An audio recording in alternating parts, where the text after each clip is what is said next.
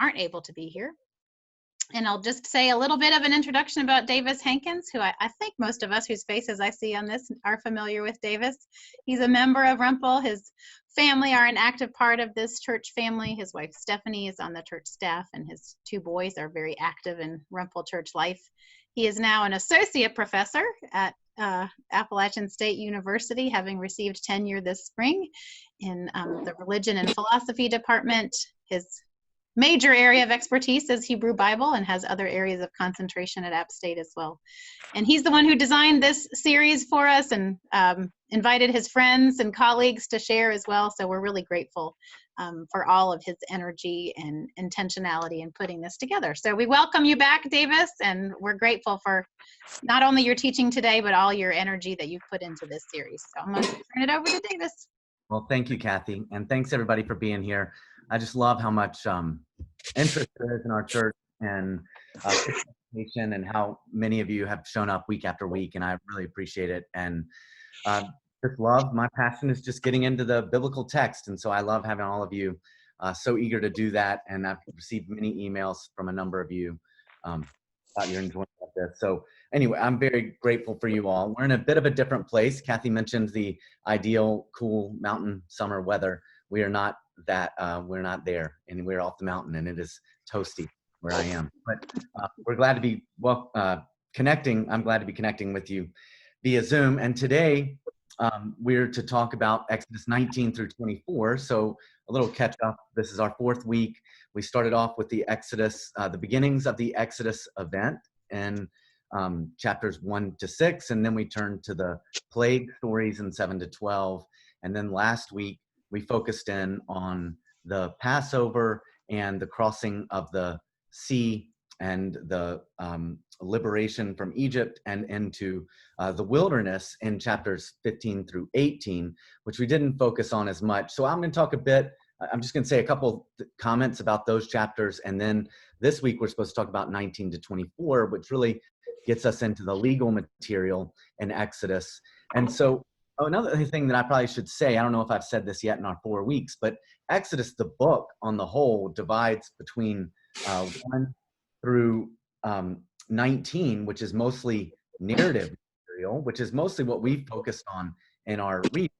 And then in chapter 20 through the end of Exodus 40, we get legal materials. So that is an interesting, I think, way to think about the book on the whole, that we move from the narrative of liberation, the story of salvation, to the expectations, the obligations of the Israelites, having been thus saved by God. What then are they supposed to do? This is the focus of the second half of the book of Exodus. There's still some legal material, some laws in the first part that we looked at. If you remember, the laws for Passover come when they get the Passover plague in Exodus 12, and then later in Exodus, the second half of Exodus, which is mostly all laws, we get the story of the golden calf. So there is still some narrative material in there, but mostly the book of Exodus divides between what God has done for the people, and then what the people are supposed to do in response to God's salvation. And that really is the story of the gospel on the whole, I think, which is why,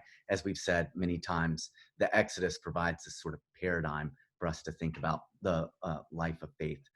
So in Exodus 15 to 18, which is a section that we didn't spend as much time on last week, we begin to wander in the wilderness. And then in chapter 19, verse 1, we finally arrive at Sinai.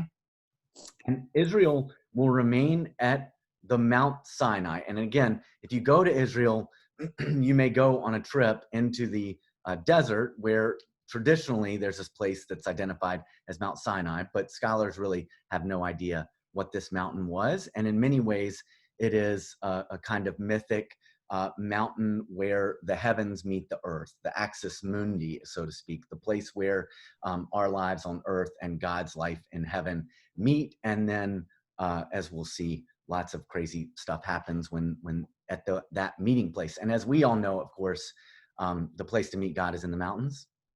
Amen, I think. I'm not up there right now, but I'm hoping that I brought a little bit of that with me down here. But they wander in the wilderness in 15 to 18. They get to Sinai in 19:1, and they're there all the way through the end of Exodus, all of Leviticus, and then into Numbers through chapter 10, verse 10. All of that material. And again, from a historical perspective, it's a bunch of diverse legal material in the book of Leviticus, Numbers, and Exodus. Not all laws, but much of it is. And it's all put at Sinai, even though if you read it closely and you think about the kinds of societies that these laws are legislating, they're clearly changing, and they're laws for different types of groups and organizations of people, but they are all in the memory of ancient Israel tribes put at Sinai and remembered as having been given by God to the people there. Before, in Numbers 10:10, they wander around the wilderness again through the end of the book of Numbers, and then at the beginning of Deuteronomy, they arrive on the banks of the Jordan. They're ready to go into the promised land, which has been promised all the way back in Genesis 12 to Abraham. And we get through Numbers, and we're there, we're overlooking the Jordan into the promised land, and all we need to do is cross over. And in Deuteronomy, Moses gets up and gives a series of speeches in the book of Deuteronomy. And then the Torah ends with Moses' death. The first 5 books, the Pentateuch, ends with Moses' death prior to the people's entry at the beginning of Joshua into the land. So in some ways, the Pentateuch or the Torah or the first 5 books of the Bible are traditionally the most authoritative set of texts in Judaism, and they are their own sort of coherent collection and section of the books of the Bible. But on the other hand, they end with this almost literal cliffhanger. We are hanging on the cliffs looking out into the promised land, not having entered yet. So it's also important traditionally, I think, that we end the Torah with still the promise yet unfulfilled that we look forward to, and then doesn't get fulfilled until the next section of the Bible in the historical books or the former prophets of Joshua and so on. So there's another thing that I want to say about the wilderness stories in Exodus 15-18 is that a number of them happen again after Numbers 10:10. So again, this is a place where you find the manna and the quail, which we looked at a couple weeks ago in the sermon in Exodus 16. You find a similar story in Numbers 11. The miraculous production of water out of the rock, we see that in Exodus 17, and again in Numbers 20. And the battle with the Amalekites, we see in Exodus 17 also, and then again in Numbers 14. And the delegation of Moses' authority, we see in Exodus 18, and again, in that case, in Deuteronomy.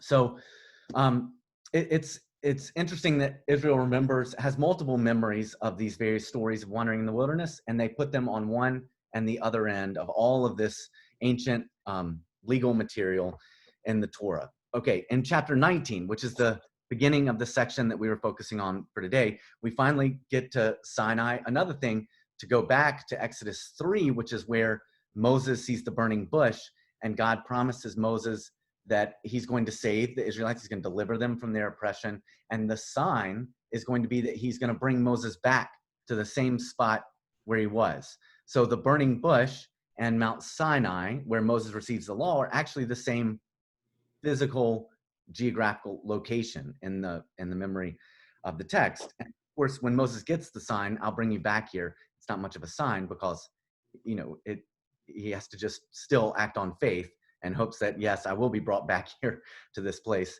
and I guess that's a sign. But in any case, it is fulfilled finally in Exodus 19. And this begins what is clearly a sort of mountaintop experience for ancient Israel. It begins with the narrative in chapter 19, which we're going to look closely at, I hope, in a second. And by the way, I'm going to try to work through some of this materials somewhat closely and then open up for any thoughts and questions and discussion you may want to have about all 4 weeks.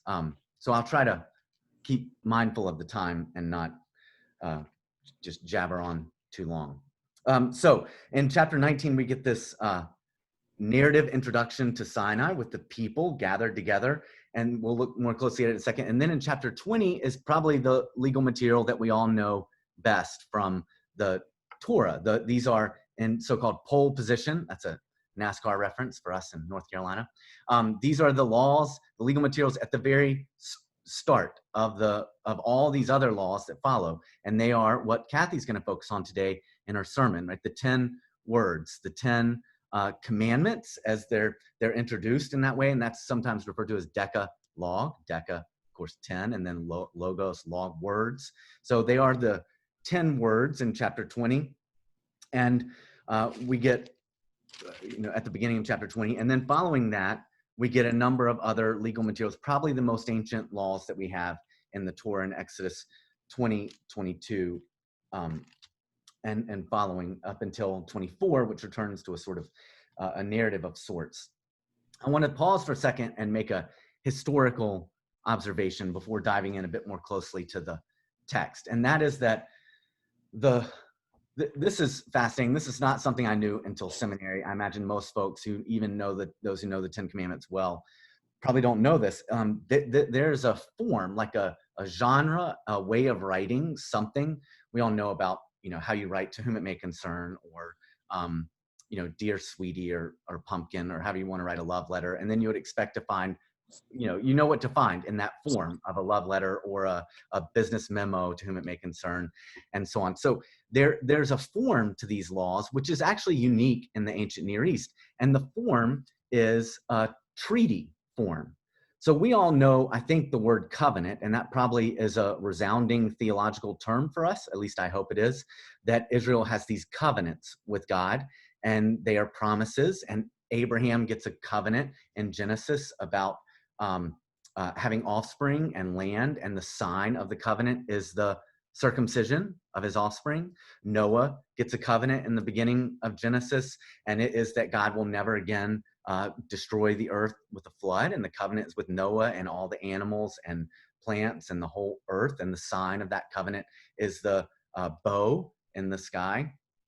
And so these are extremely important promises between God and God's people.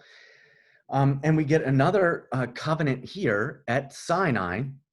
And here the sign of the covenant will be said to be the Sabbath. This will mark the people's, the people as the covenant people. But the word testament is another word that means covenant, by the way. Old covenant, new covenant is sort of the traditional language for the Old Testament, New Testament. But also another term that we tend to think of as a much more political term, but it's in the same world, the same semantic world, the same world of meaning, is a treaty. And we have dug up, in fact, if I could share my screen. Oh, no, I can't. Okay, it's okay. It doesn't matter. I could show it another time, but there you can look up these ancient treaties from the Neo-Assyrian Empire and from the ancient Hittite Empire, where we have dug out of the ground treaties. And they're just like you would think, given that we know like wars are expensive, geopolitical relationships are often fraught and tense. And in the ancient world, this was no less true than now. And one of the ways to avoid those is to sign a treaty with other peoples. And sometimes these are treaties between equal partners, but sometimes these are treaties between a big empire and then a little, we might call them like today, colony, right? A little colony that agrees to covenant. I think Kathy just, can you all see this? Yeah, I see a nod from Kathy. So that is one. Obviously, that's a fancy one. It's bronze. It's has these chains where it was hung up in a temple. Let's see if I can make it a little bigger. You can see the writing all over it. This is an ancient Hittite treaty. It's now in a museum, but it would have been hung up. And the form that these take in, let's see, I don't know how to, oh, there we go. I just stopped sharing, but that's enough, I think, for you to see. The form that these took are clear, and they are consistent in terms of what elements do you include in an ancient treaty. It's not like scribes just were like, well, we need to make a treaty. How are we going to write this out? There was a clear way to write treaties in the ancient world, and they have these basic elements in them. They start off with the two parties entering into the treaty, identifying themselves, I am the king of the Assyrian Empire, and you are the little vassal subject king who I will look out for as a younger brother. Why? Because of this past relationship that we have, where I saved you from this other group, or you served me in this way. There's a historical basis for the there's a historical reason why these two parties are entering into a covenant with each other. This may seem arcane. I'm going to show you why this matters so much, I hope, in a second. There's an identification of the parties. There's a historical prologue explaining why are these parties entering into an agreement together. Then there are the stipulations. Therefore, you will send me tribute every year, taxes. In labor, you'll send me labor. So if I'm going to build a new palace in Nineveh in Iraq, then I'm going to need some laborers, and you agree to send me some laborers. And if I go to war, you agree to send me some soldiers. And if someone were to attack you, you can count on me being there to keep the peace, to make sure that they are squashed. And we can do that because we're the big empire. And you also are not allowed to attack another people that has entered into an agreement with us, because we have agreed to protect them. And then you get in the treaties, like provisions for what to do with this treaty. You must put it in the temple. You must take it out once a year. You must read out loud what you're expected to do. And you must do that in front of everybody publicly, so that everyone knows what you're obligated to do and what we're obligated to do.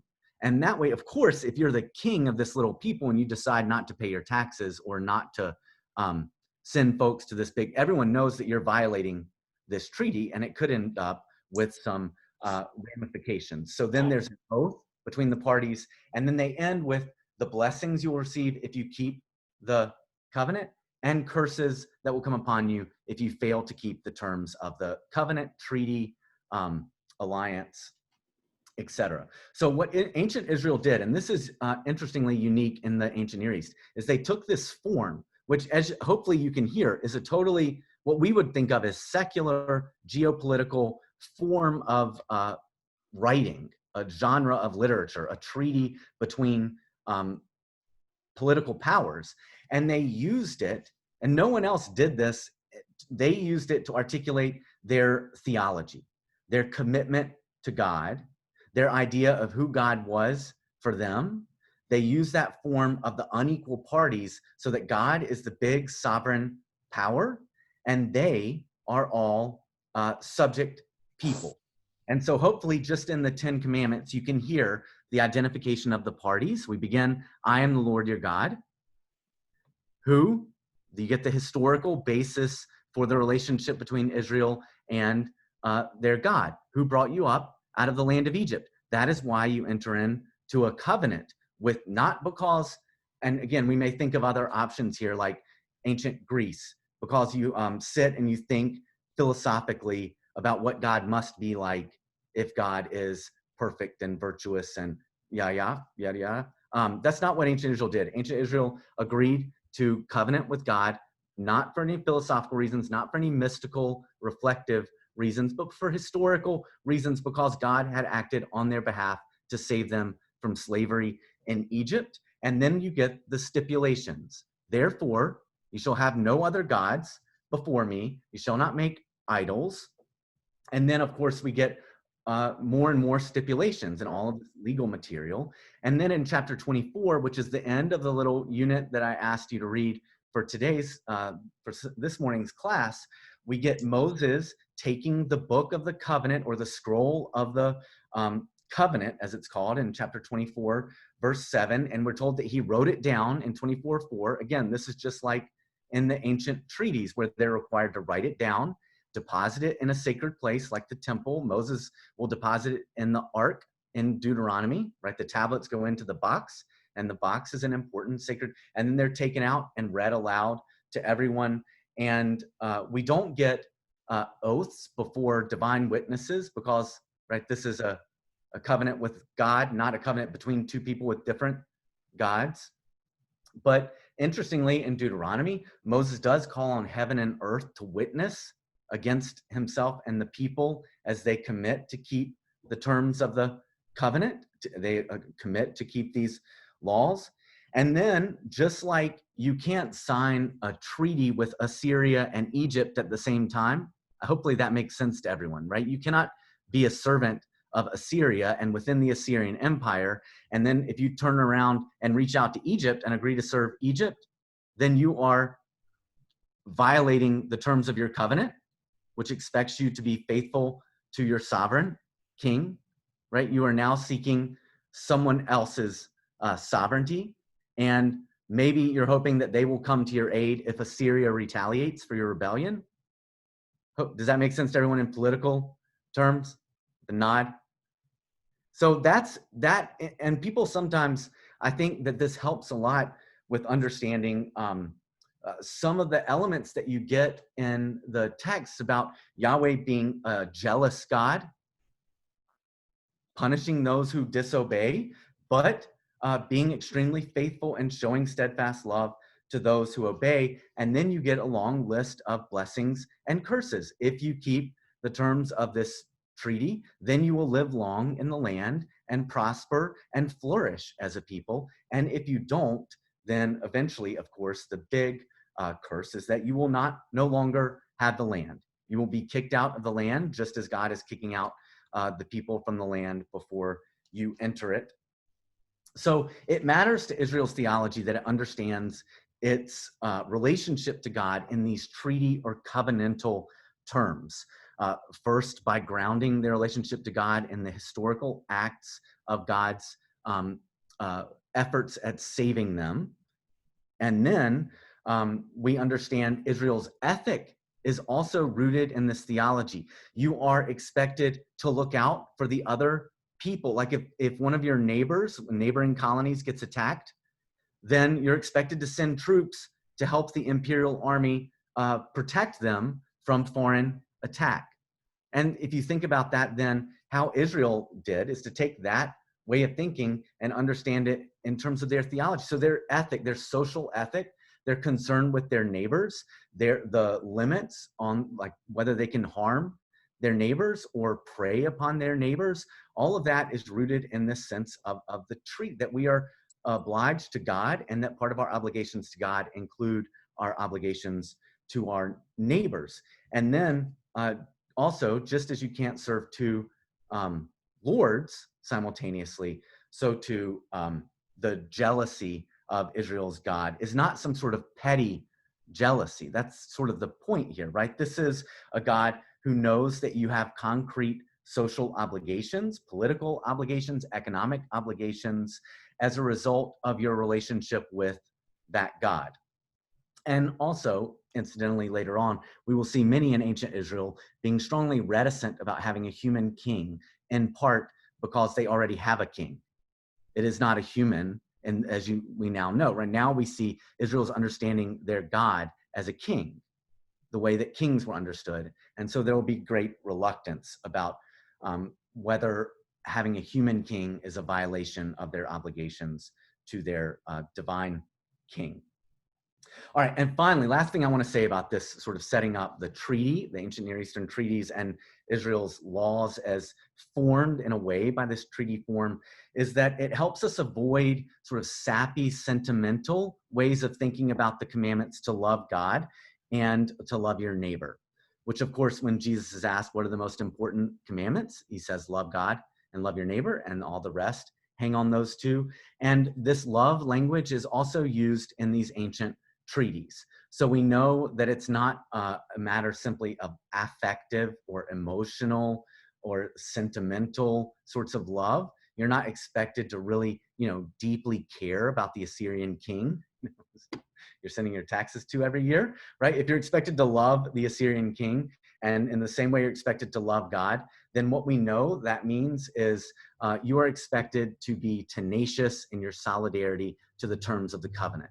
You are expected to fulfill your concrete political, economic, legal, social obligations to God and to your neighbor. This is not some kind of mushy command to love God and love neighbor in the context of the treaty forms. Okay, I know all of that was important backup. I hope that it opens up some of this language in a new way for you. Now I want to look a little bit closely. I'm aware we're 30 minutes in here at the text. So Exodus 19 is where I asked you to begin. Hopefully you have your Bible. We begin with this narrative context for the Decalogue at first, the 10 Commandments, which you may think, I imagine many of you think of Charlton Heston when you think of the 10 Commandments, and a sole, lone Moses character up on a mountain getting the tablets from God. This is, I think, interesting the way Exodus 19 tries not to get us to think about Charlton Heston. Just kidding. But not to think about one person receiving the law on the mountain. Actually, there are several scenes here. The first comes in 1 to 9, verses 1 to 9a of chapter 19. On the third new moon, after the Israelites had gone out of the land of Egypt, they journeyed into the wilderness and they camped in front of the mountain. And Moses went up, and the Lord called to him and says, "Thus you shall say to the house of Jacob, tell the Israelites, you have seen what I did to the Egyptians, how I bore you on eagle's wings." Again, note the way that all the legal obligations are rooted in the past historical action. "Now, therefore, if you obey my voice and keep my covenant," again, we get a mention of covenant there. And the question is, what covenant is God talking about? We've seen covenants before with Noah and Abraham. This sounds like a different covenant because of the if. You may remember this, but Abraham's promise is there's no if there. If you do this, then it is a promise to Abraham for offspring and land and blessing. And Abraham doesn't have to do anything. Abraham acts on faith and goes out and leaves and so on. But this is if you obey my voice and keep my covenant, then you shall be my treasured possession out of all the peoples. Indeed, the whole earth is mine, but you shall be for me a priestly kingdom, a holy nation. These are the words that you shall speak to the Israelites. So a couple of observations briefly about that, right? We have the language of covenant there. We have the conditional character of this covenant. If you keep the covenant, then you will be my people. And then third, we get some new language here that we haven't seen much of in terms of priestly and holy. These are terms that are going to be extremely important in the legal materials that follow, but it's set up here. What does it mean to be a priestly nation and a holy kingdom, or flip those, is that you are no longer in Egypt, right? We've talked about this from the beginning. You are now an alternative group of people who are going to be priestly and holy because you have been freed from Egypt. So the whole congregation agrees in verse 8 that everything the Lord has spoken, we will do. This same language will show up again in chapter 24, but here, note that it is prior to them receiving any of the laws. They already agree, no matter what, we will do it. And again, they will repeat the same thing in chapter 24. Moses is here clearly a mediator, which is how we probably often think about Moses, between God and the people. But the people also speak for themselves. And I think that's also important. Then in the middle of chapter verse 9, still in chapter 19, we get the second scene here. Moses tells the words of the Lord to the people. And the Lord then says to Moses, "Go to the people and consecrate them today and tomorrow and prepare for the third day, because on the third day, the Lord will come down upon Mount Sinai in the sight of all the people." So this is where I said, this is very different from our Hollywood image of Moses being alone. What we're going to see when the 10 Commandments are given to Moses in chapter 20 is that they are given to all the people. All the people are there. Moses is down the mountain, not up on the mountain alone by himself. By the way, that does come from a later text, that Moses is back up on the mountain receiving. It's not just made up for Hollywood effects, but it's not the way that it is in this case. When the initial 10 Commandments are given to the people, they're given to everyone, and everyone signs on to them. And then in verse 16 and following is where we get the third scene. But before that, in this section, we get the language of purity, impurity, of being consecrated, meaning being purified and separated from ordinary things so as to come into contact with God, with God's holy presence. And Mount Sinai in verse 18 is wrapped in smoke. and the whole mountain shook violently. So this is what I was talking about before, is the place where heaven and earth meet. And when God's holy presence becomes proximate to God's people, it is as if creation itself can hardly hold together. It begins shaking and tottering and manifesting in thunder and lightning and all kinds of scary things. And so one must be careful when coming into contact with God's holy presence, because it is dangerous. And then in chapter 20, verse 1, we get sort of the fourth scene beginning in 19:1, where the commandments are addressed from God to the people, not in this case, interesting, with Moses as mediator.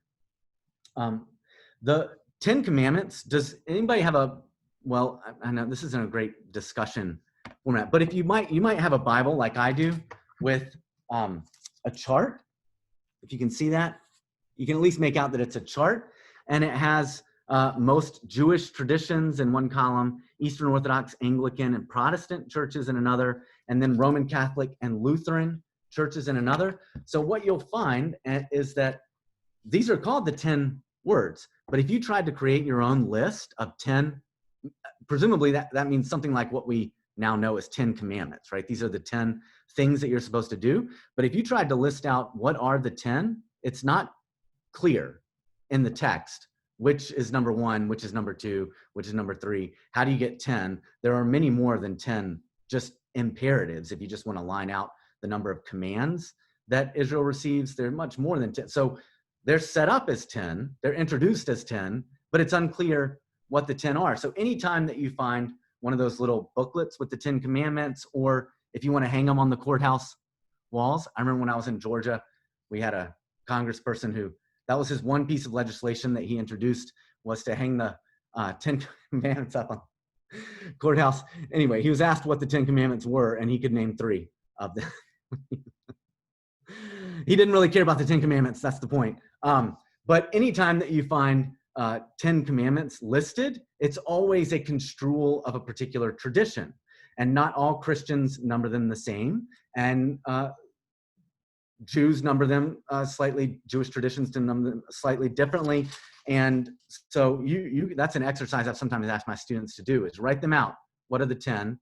And then we try and figure out what they are. It's unclear just from the text, but we're told there are 10 of them. And then in Deuteronomy 5, I told you Moses gets up in Deuteronomy and gives a series of speeches. He remembers, so that in that case, it's Moses speaking, remembering having received the 10 commandments. And in Exodus, I can't remember if we've talked about this yet or not, it's God speaking directly to all the people, but it's clearly the same list of 10 commandments in Deuteronomy 5 and Exodus 20, but there are a couple of slight differences, and you can, on your own, if you want, like put the two texts next to one another and say, what are the similarities and what are the differences? A couple of interesting ones that I'll just point out are the reason why you're supposed to keep the Sabbath. So as we know, the first commandments are about your obligations to God, first 3, and then 5 through 10 are about your obligations to your neighbors. And so when Jesus says, what's the most important commandment? Love God and love neighbor, right? In some ways, he's mirroring the structure of the 10 commandments with initial obligations to God, and then the fulcrum between the two is Sabbath, which we've talked about in our church a number of times in the last couple of years as an important expression of both devotion to God and to neighbor, that you're to do it in and this is interesting, that one of the differences between Exodus and Deuteronomy is precisely the reason why you keep Sabbath. Exodus is because of what God did in creation. God created in 6 days and then kept Sabbath, and so you're to keep Sabbath. But in Deuteronomy, you're to keep Sabbath because you were a slave in Egypt. So that, in that case, at least, the two different reasons for keeping Sabbath are, it seems to me, totally rooted in the two different parts of the 10, like that Sabbath is this mirroring sort of Janus-facing commandment, looking both to what God has done in creating the world and to your obligations to your neighbor. There's no Sabbath in Egypt. And so you are not to live in a place like Egypt where you prey upon your neighbors and so on. Another interesting difference is who's not supposed to work on the Sabbath. Another, we've talked about women in the Exodus story somewhat. So here's an interesting one too. I think the 10 Commandments are, I think, clearly addressed to property holding males, right? When it says you are not to covet, you're not to covet these objects of your neighbor's property. One of the differences between Deuteronomy and Exodus is that Exodus says you shall not covet your neighbor's house or your neighbor's wife or your male and female slave or ox. Again, the wife is in a way put among the objects of your neighbor's possessions. But in Deuteronomy, the wife is a separate command. Don't covet your neighbor's wife, and then don't. So it's still deeply patriarchal, but it's an interesting shift, I think, that you could read into it as a shift away from thinking about a wife as part of the property of one's neighbor.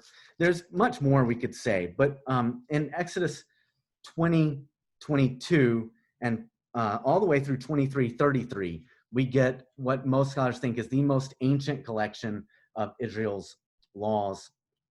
And I want to, I'm at 45 minutes, and I told myself I wouldn't speak much more than that.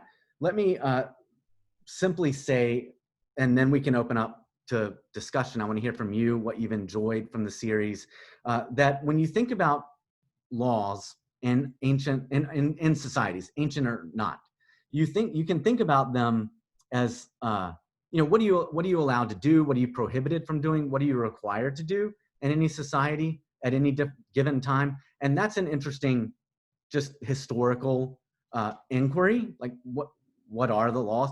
But I think more interesting is to think about laws as an index of a people's values. What is it that these laws are valuing? What are they valuing when they require you to do that, when they prohibit you from doing this? What are the values that are encoded in these people's laws? And that, in a way, is, I think, a more interesting in some ways approach to, because some of the laws, right, are just so arcane and difficult for us to wrap our heads around that we may have difficulty relating to them. But you can always ask, what are the values here? And how can you look at other people's laws and what they value and ask what values their laws are encoding? And I think there are a number of things to say about that, but what you find repeatedly, and I think Brennan, Dr. Breed last week emphasized this significantly, is repeated references to the experience of oppression and enslavement in Egypt as the basis for the requirement for the various obligations that Israel has. You are to protect the weak from oppression because you know what it's like to be an oppressed peoples. And then there are all sorts of what I think strike us as fairly humanitarian impulses in a number of the laws that we could talk about at length, as well as much in the laws that's patriarchal and aspects of them that we would not want to just import into our own day. But there's much, I think, that we could learn about the legal materials, although we don't have time to get into the details of it today. But that's an overview on 19 to 24, I hope. I do want to hear from you. So unmute yourself if you would like to talk about any aspect of what we've gone over today, as well as in the previous weeks.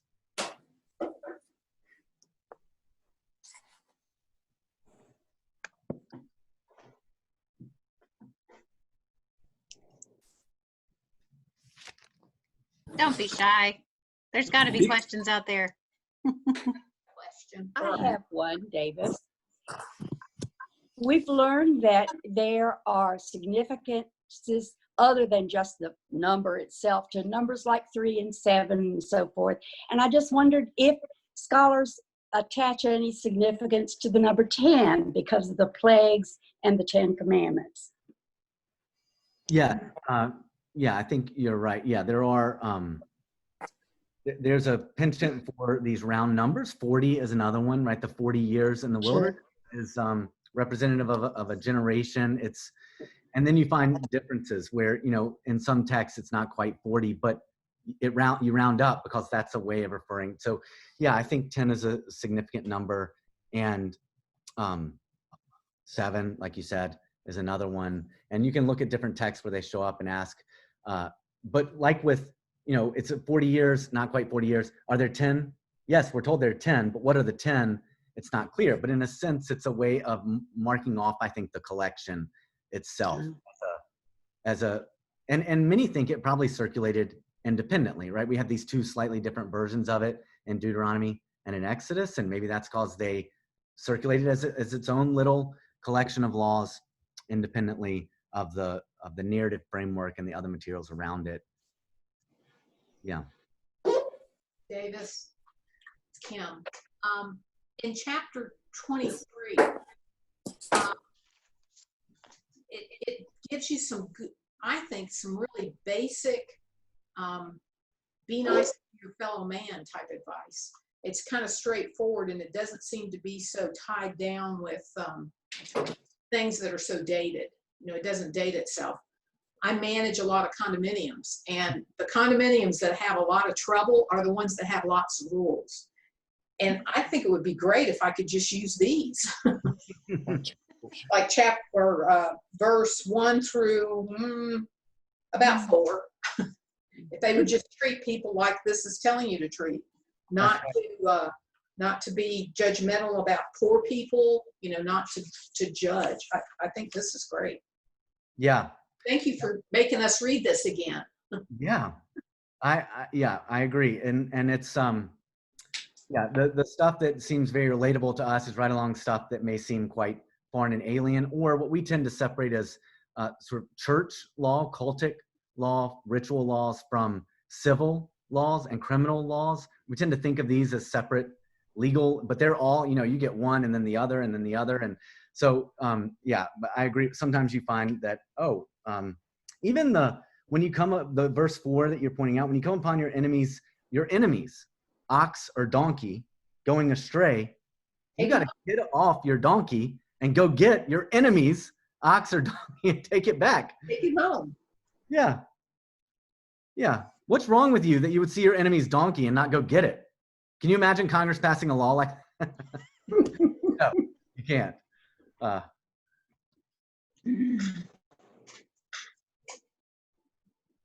David, Yes. it seems that in our readings for today, there are the commandments for moral and spiritual living, and then the civil laws and the ceremonial laws. But we didn't talk much about the consequences of not keeping those. That's a great point. And in part, at least for the laws that we focused on, right, you're to honor your father and mother, right? Everyone knows that. What if you don't? What do you do, right? I don't know. It doesn't say. There are a number of these laws, interestingly, that have, if someone does this, then you're to do that. But a number of them there's just the law to keep the Sabbath.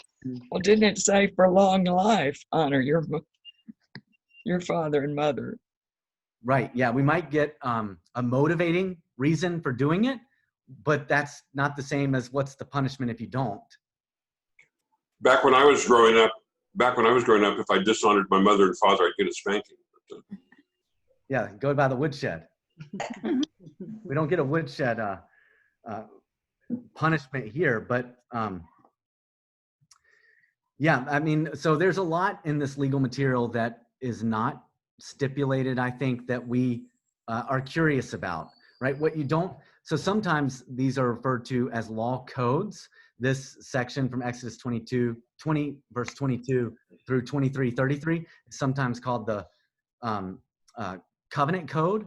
And then there's a section of laws in Leviticus and in Deuteronomy. But we tend to think of law codes as fairly comprehensive in terms of a people's code. But that's not a great word. These are more like just collections of laws, and we really don't know how they functioned in daily life. There are cases that are cited, but we don't have instances of judges looking back to earlier cases and citing them as reasons why they're making the judgments that they are in new cases.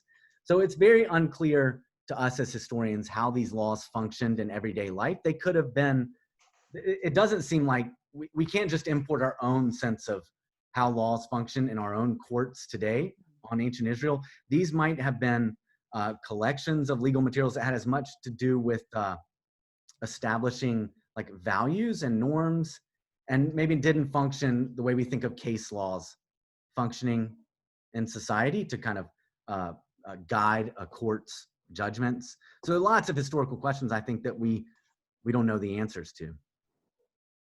Is there any way to If tie you look these? at the legal framework which you brought up initially, Davis, we're dealing with a bilateral contract. A bilateral contract is one where both parties have to make a promise and they have to put something up of value. So what did God put up in value here is possibly what would be taken away if the people breached the contract. In other words, didn't follow the laws. So God promised the promised land. That's right. That's right. And so that may be what the value is that in a breach of the contract would be taken away. I think that's exactly right. And in fact, I talked about the Torah, the first 5 books leading up to this promised land entry, right? And we end without entering it. But then the story that we get in Joshua, Judges, Samuel, and Kings is a story about precariously holding on to the land that's been promised in Genesis 12 and looking forward to losing it. Because the whole point is that if you keep Torah, you keep land. If you don't keep Torah, you don't keep land. And of course, Kings ends with the people being kicked out of the land because they didn't keep the Torah. So this is, when God promises Abraham land, there's nothing conditional about it. But when we get to Sinai with Moses, it is clear that if you keep Torah, keep land. No keep Torah, no keep land. And so the story is one of looking forward in the Torah to fulfilling the promise. And then in Joshua, Judges, Samuel, Kings, we are looking forward to forward in the sense of we didn't keep that and didn't keep that. And maybe we kept that once, but then we stopped keeping it. And then we lost the land. Yeah, Mark. Do we know the significance of all of a sudden in verse 24, Nadab and Abihu are mentioned? Do we know who they are? Yes.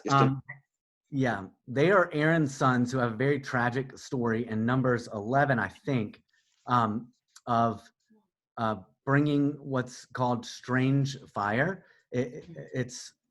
There's nothing obviously wrong with what they bring, but for whatever reason, they come into contact with the holy in a way that doesn't curtail the dangerousness of God's presence, and they die. And so Aaron loses these 2 sons later in Numbers. At this point, they are simply part of this priestly family that helps to manage God's holy presence in the midst of the people. But as we see later, God's holy presence is a danger that cannot ultimately be contained and sometimes erupts in dangerous ways among the people. David, I cannot speak as eloquent as you are, but I wrote some notes when you said that the Israelites needed to have compassion for the oppressed because they had been through it. I was thinking as we go through this time with such a racial diverse situation, I guess, or people having different opinions, I think sometimes it's very hard for any of us to have a deep, deep understanding because so many of us have never experienced like total hunger or injustice. Or do I make sense here? Yes. Yeah. Yeah, and in fact, there are a number of texts in Deuteronomy which we can't get to, but they say over and over, when you go into the land and you eat your fill of the land's good milk and honey and produce, and you live in the houses that you didn't build, then you will forget. And you will think it's because of your own righteousness that you have all these wonderful things, and you will fail to keep the Torah because you will have forgotten that you were once slaves in Egypt, and you will no longer look out for the vulnerable and oppressed in your midst, and then you will lose the land. So it's all set up even here in the Torah before we even get the land, that we're going to get the land and then forget And so the text tries very hard to continue to form the people as, so if you look in the chapter that Kim was pointing out in 23, verse 9, just skipping down a few verses from where she stopped reading, you shall not oppress a resident alien. You shall know the heart of an alien, for you were aliens in the land of Egypt. It is relentless. You are being formed over and over as you read the legal materials in a way that tries to prevent you from the amnesia that Deuteronomy at least knows is coming. But the text tries, you shall sow the land, but in the 7th year, let it rest. Why? So the poor can have something to eat. You have to live in a society where you look out for the most vulnerable, including the animals and the wild animals, it says in verse 11. Your ox and your donkey and resident alien and slave need to be refreshed. Be attentive to all that I've said. Do not invoke the names of other gods. And what that means here is gods who don't command Sabbath. Do not listen to them. You will get amnesia. You'll be tempted by these other gods. You will forget who you were and who you are.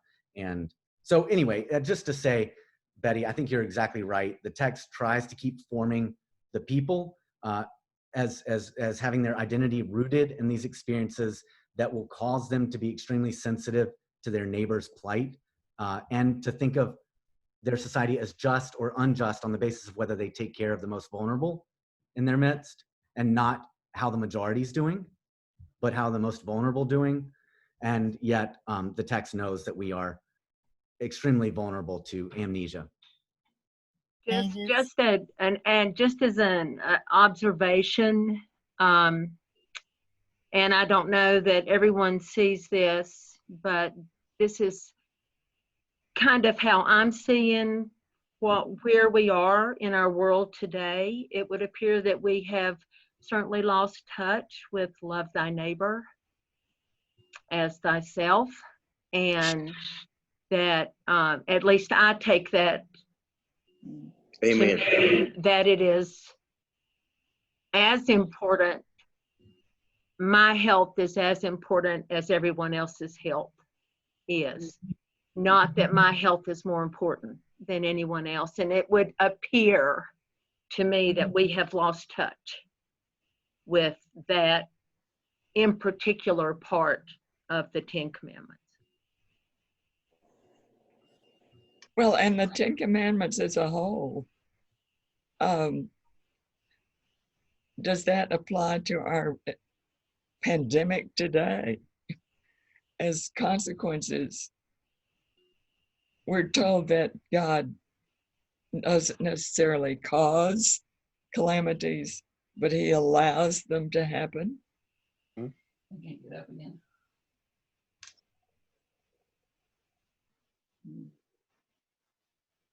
Other thoughts about the 4 weeks, about Exodus? I know we're nearing the end of our time where we want to transition to sort of checking in and coffee and conversation, but final?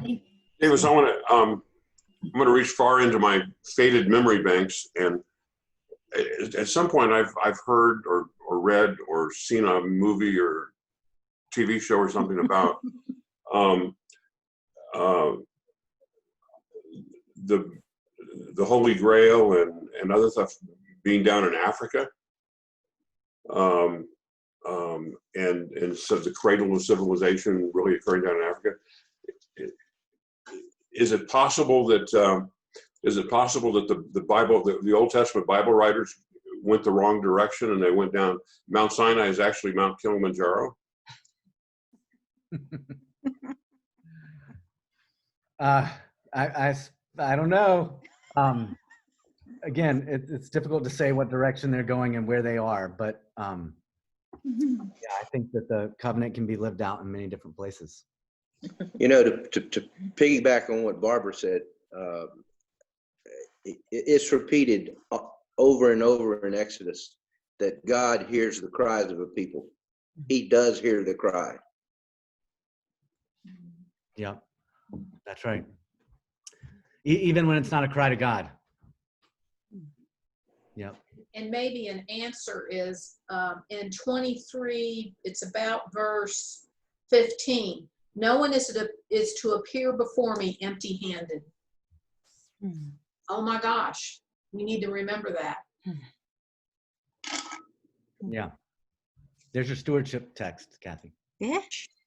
There we go. Thank you. Thanks, Kim. Thanks, Davis. Jerry's still on this call somewhere. Is he still? We heard that too. Well, I think that might be a really good place. Oh, okay. Go ahead, Alex. We'll take one more. It's not a question. It's just a sincere word of thanks to Davis for today and for the whole series. This thing has enlightened me and energized me. And the choice of the speakers, it's like my grandchildren. I don't have favorites, but you're pretty high up on the list, Davis. So thank you very much for your leadership in this. Quite gifted. Thank you, Alex. That's what I was getting ready to do too. So we can all do our best Zoom. Thank you to Davis for both teaching us 2 times and putting this series together. I would echo what Alex said. Selfishly, I kind of wish we'd had this Exodus series before we started the sermon series. Because like today, I already preached the sermon on the 10 Commandments. As you know, we pre-record worship. So I preached my sermon already. And now we've had this class today. And I'm thinking, oh, I could have said this. I could have said that. And I've thought that about some of the previous classes too. But it's been a great, hopefully for all of you, a great compliment to the sermon series to have these classes going on. I can't say enough about how valuable this has been for me as well. And I'm so grateful that so many folks from Rumple and even from some other places have participated in this. I think this bringing our minds to scripture and is such a great thing that we Presbyterians do. And I think this series has helped to highlight that. And I think particularly related to so many of your comments and questions today, I have found, back in April when we said, let's preach through Exodus this summer because we seem like the story has a lot to say to us today. I don't think I didn't realize how much it has to say to us today. I feel like the further we dig into it, the more I see that these ancient stories, this ancient text has so much relevance for us today. And for me, that's why I love studying scripture, is that we look at these words that we may have been familiar with, and every time we study, we learn something new, and something new is revealed to us, and it never gets old. So thank you again, Davis, for this series. Wonderful. We miss being with you in person, but this has just been such a great show of support for Christian education in our church, and it's been lovely and wonderful. So thank you all for being here. Enjoy your vacation. Thank you, Davis. Enjoy your vacation. And anyone is welcome to stay on and visit and chat for a while, or you can sign off either way. So, but those who would like to stay on, will stay on and catch up for the next 10 or 15 minutes. So, Maurice. Davis, where are you vacationing? We're at Riceville Beach with my parents. They thank you for the community for whatever they had to do to make the whole show happen.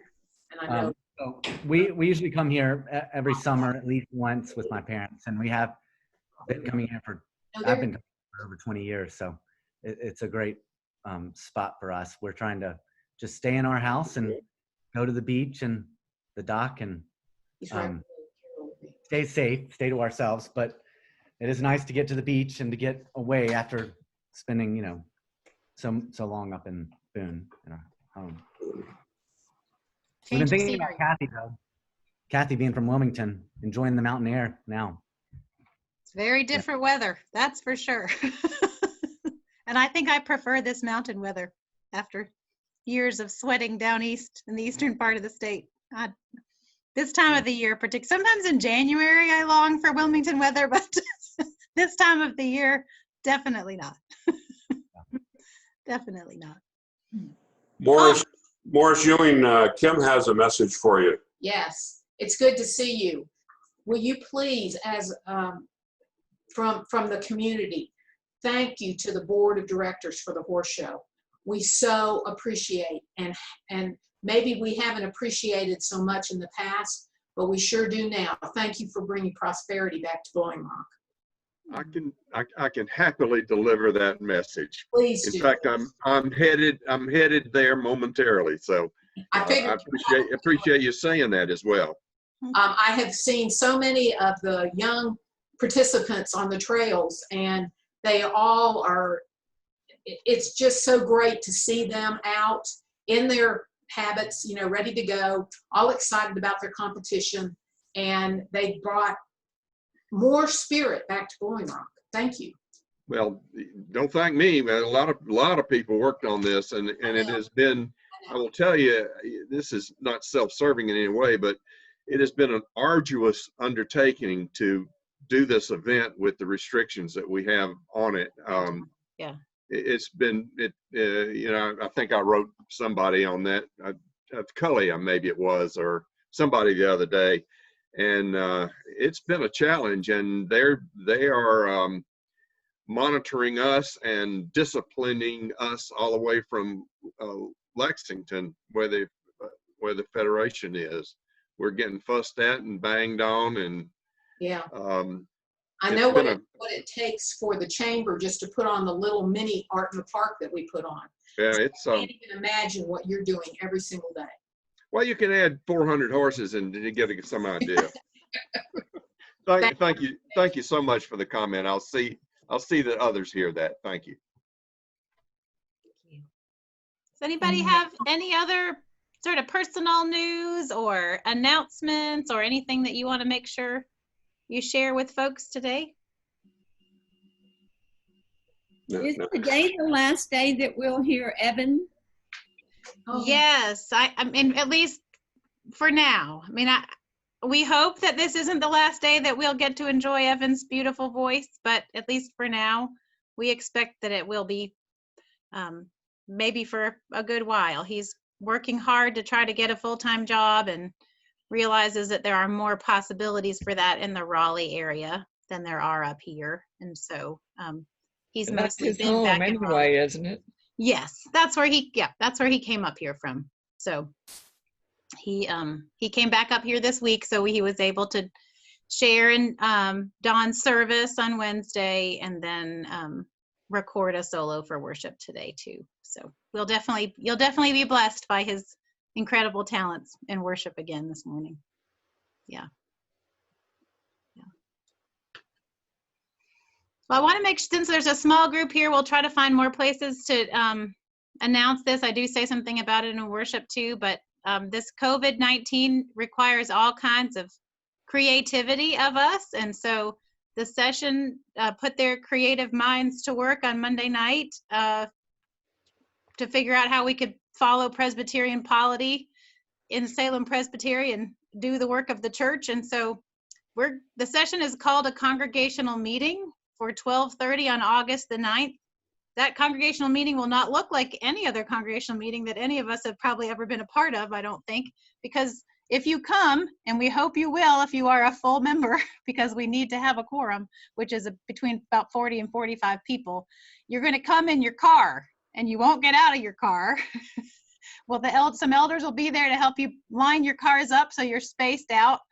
We'll have a sound system and hopefully some technology way to communicate the one motion that we'll have in that congregational meeting, which is to vote to change our manual procedures so that future congregational meetings do not have to be in the parking lot, but can be in a format like this on Zoom.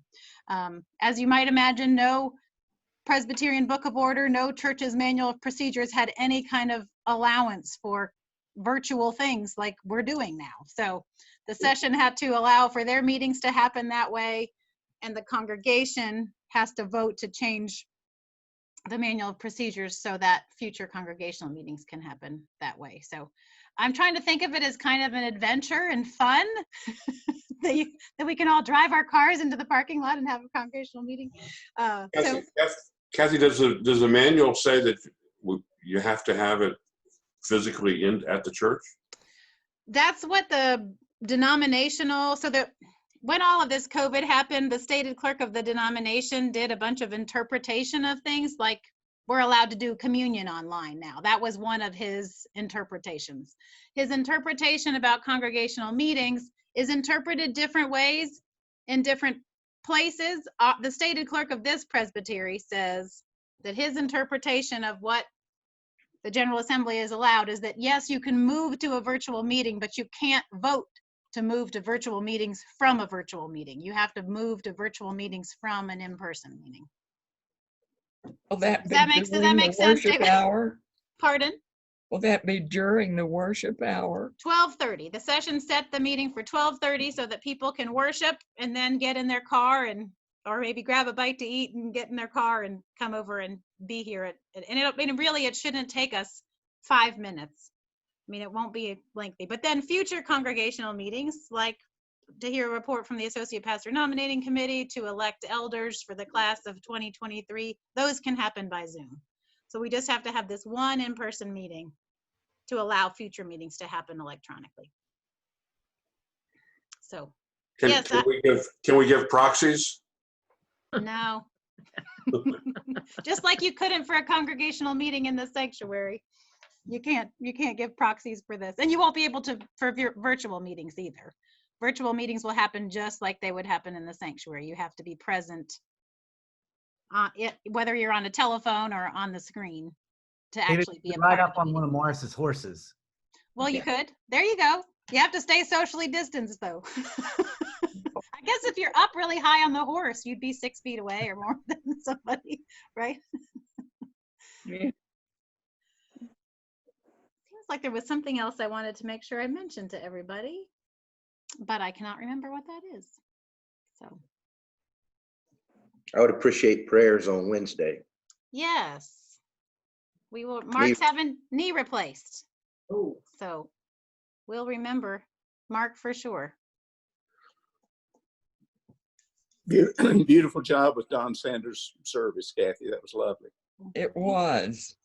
Thank you. Well, Don gets most of that credit, as I think we may have said. Yeah. I mean, Don left us very careful notes. All of us who knew and loved Don are not surprised by that fact that all of those scriptures from Brahms' Requiem, he had them written out, the alternating voices, the order that they would happen. All of that was, all the music, Don had picked all of the music. So that made it for his family, that was a gift to them because they knew what he wanted. And he had, identified that Stephanie and I would lead that service and his friend Chris would speak, and all of that was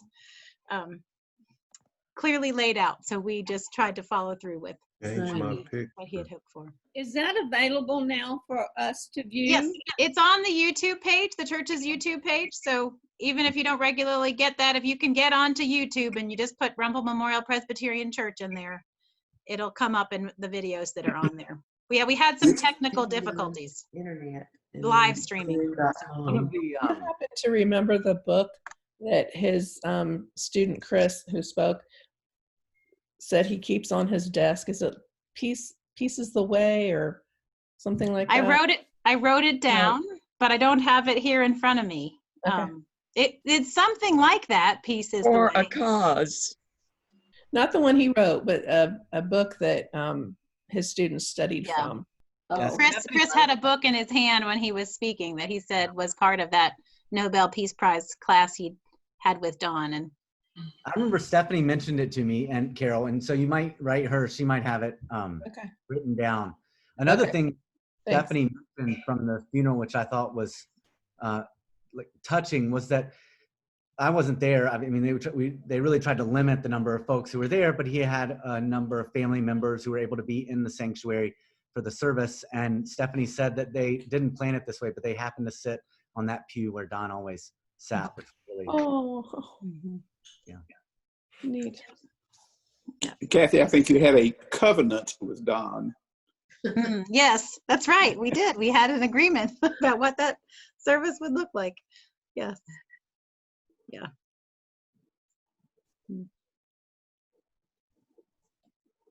And the committee too, speaking of the visiting scholar coming up, Christine Yoder, who normally we would have a couple of days of multiple lectures with her and preaching, and we're still going to do that, but it'll be virtually in September.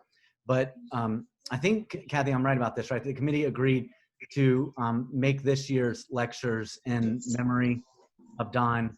So, and my mother-in-law, Judy Lilly, bought one of Christine Yoder's books to put in our library in memory of Don as well. So yeah, I've got that. I'll show you. It's right here. He was such a huge part of Christian education. Here's the book. So yeah. It arrived, and this is a little note so that a book plate can go in it and it can be in the library. And Stephanie and I were able to share that with his family a week or so ago when we met with them to do the final planning for the service, and they were very touched, and immediately they all said, oh, that's so appropriate, you know, for that Don cared so much about Christian education at Rumple, that they were very excited to know that.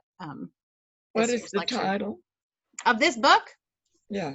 It's just Proverbs. It's a commentary on Proverbs, which is one of her areas of it's wisdom literature is her expertise, right, Davis? Yeah. So this is a commentary from one of the commentary series, the Abingdon Old Testament commentaries, and this is her book on Proverbs. So, yeah. Thank you for mentioning that. That's appropriate for Don. He was a man Yes. of gentle wisdom. Very appropriate. And like I said at the beginning, that was a good segue from Davis to Visiting Scholar.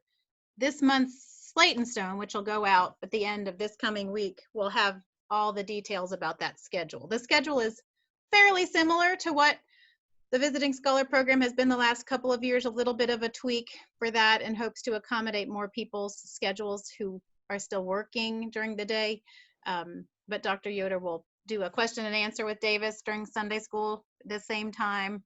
We'll preach a sermon and then do 2 lectures, that Sunday night the 13th and Monday night the 14th. That'll be on Zoom. So, and we're hoping to spread that widely so that folks beyond Rumple are able to participate. So, if you want, I can read you a little description of her lectures too. Kathy hasn't even seen this. Christine just sent it to me, and it should be. I think we've made the deadline barely for the Slate and Stone, which is Monday, and here we are Sunday. But I think we've made it, and it'll be in there. But here it is. The title of her talk will be the lecture series will be Desiring Wisdom in Turbulent Times. And then the description is, hardly a day passes in this turbulent year when we don't long for wisdom. Wisdom from our leaders, wisdom from our neighbors, wisdom from ourselves. Facing a combination of daunting challenges simultaneously, each of which would, in ordinary times, require of us extraordinary effort. We recognize in new and profound ways the immeasurable value of wisdom and the very real dangers of life in a world without it. So how do we find wisdom? How do we cultivate it in one another?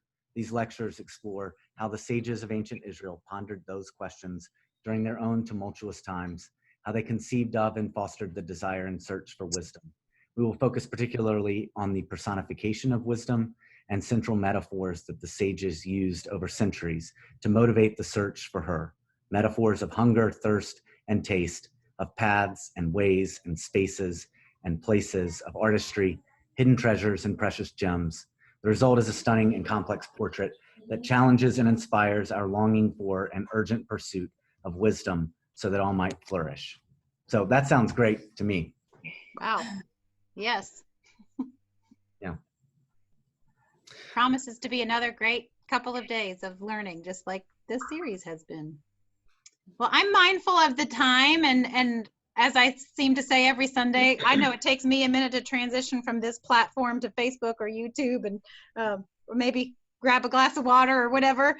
So we'll sign off, and so wonderful to be with all of you, and look out in e-news and upcoming Slate and Stones for some more adult education series that I'm sure will be coming our way, because this has been such a great way for us to learn and connect during this time. So thanks again to Davis for this whole series, and again for today. Be well, everyone. Bye. Bye.